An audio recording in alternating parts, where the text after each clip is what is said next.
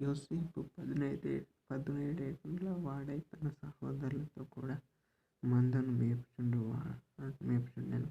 అతడు చిన్నవాడై తన తండ్రి భార్యలైన బిల్హా కుమారుల యొద్దను జిల్పా కుమారుల యొద్దను ఉండెను.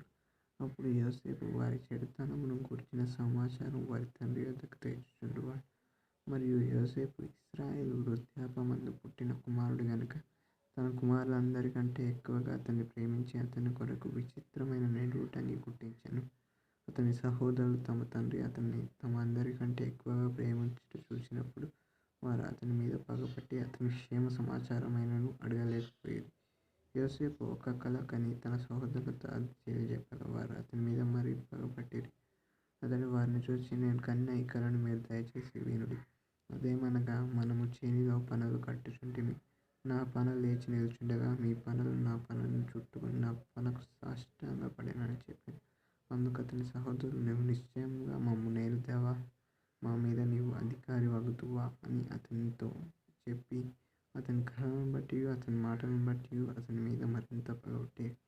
అతడు ఇంకొక కల కని తన సహోదరులకు తెలియజేసి, ఇదిగో నేను మరి ఒక కల కంటిని. అందులో సూర్యచంద్రులను 11 నక్షత్రములను నాకు సాష్టాంగపడినని చెప్పెను. అతడు తన తండ్రితో తన సహోదరులతో అది తెలియజెప్పినప్పుడు అతని తండ్రి అతనితో, నీవు కనిన ఈ కల ఏమిటి? నేను నీ తల్లియు నీ సహోదరులము నిశ్చయముగా వచ్చి నీకు సాష్టాంగపడుదుమా అని అతన్ని గద్దించెను. అతని సహోదరులు అతని యందు అసూయపడిరి. అయితే అతని తండ్రి ఆ మాట జ్ఞాపకముంచుకొనెను. అతని సహోదరులు షేకెములో తమ తండ్రి మందను మేపుటకు వెళ్ళిరి. అప్పుడు ఇశ్రాయేలు యోసేపును చూచి, నీ సహోదరులు షేకెములో మంద మేపుచున్నారు, నిన్ను వారి యొద్దకు పంపెదను రమ్మన్నప్పుడు అతడు మంచిదని అతనితో చెప్పెను. అప్పుడు అతడు, నీవు వెళ్ళి నీ సహోదరుల క్షేమమును మంద క్షేమమును తెలుసుకొని నాకు వర్తమానం తెమ్మని అతనితో చెప్పి హెబ్రోను లోయలో నుండి అతన్ని పంపెను. అతడు షేకెమునకు వచ్చెను. అతడు పొలంలో ఇటు అటు తిరుగుచుండగా ఒక మనుష్యుడు అతన్ని చూచి, నీవేమి వెదుకుచున్నావు అని అతన్ని అడిగాను. అందుకు అతడు, నేను నా సహోదరులను వెదుకుచున్నాను.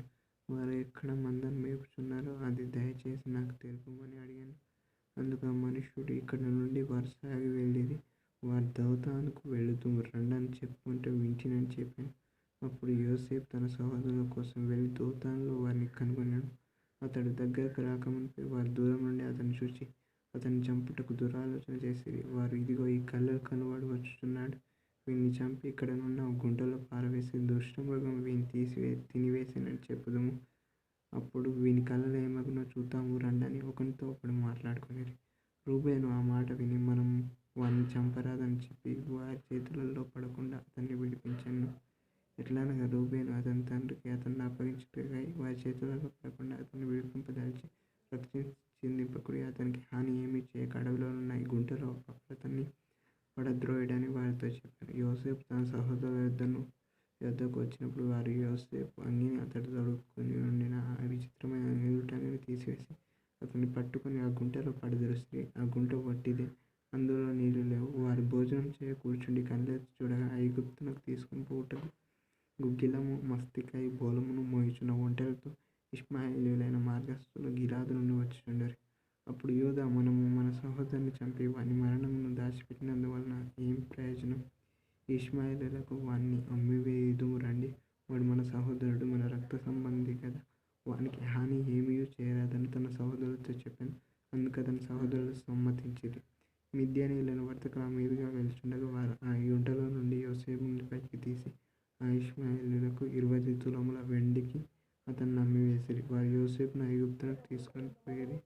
రూబేను ఆ గుంటకు తిరిగి వచ్చినప్పుడు యోసేపు గుంటలో లేకపోగా అతడు తన బట్టలు చింపుకొని తన సహోదరుల యొద్దకు తిరిగి వెళ్ళి, చిన్నవాడు లేడే? అయ్యో, నేనెక్కడికి పోదుననగా వారు యోసేపు అంగీని తీసుకొని ఒక మేకపిల్లను చంపి దాని రక్తంలో అంగీ ముంచి ఆ విచిత్రమైన నిలువుటంగిని పంపగా వారి తండ్రి యొద్దకు దానిని తెచ్చి, ఇది మాకు దొరికెను